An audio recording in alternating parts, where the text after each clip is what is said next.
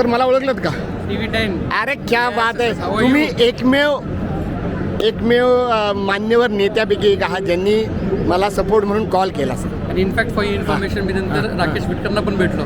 बरं. त्यांना सांगितलं, म्हटलं "अहो, तुम्ही काय असं करताय, तुम्ही स्वतः ऑन हे व्हिडिओ तुम्ही सांगताय की शूटिंग करून त्यानंतर परत तुम्हीच त्यांना हे करतात. नाही म्हणे की तुम्हालाही माहिती आहे प्रेशर काय असतं. आता त्यांना काही असं नका, पण लोकांना थांबू नका, त्यांना सांगितलं. सर धन्यवाद सर त्याबद्दल. TV10 आणि पुण्यातल्या नागरिकांतर्फे तुमचे धन्यवाद सर. तुम्ही खूप चांगलं काम करता आणि वास्तविक पाहता काही गोष्टी लोकांसमोर येणं अत्यंत गरजेचं असतं. पडद्यामागं काय चालतं आणि पडद्याच्या समोर काही मुखवटे असतात, हे तुम्ही त्याला त्या ठिकाणी मुखवट्यांना बेनकाब करण्याचं काम करता. तुमचं मनापासून आभार.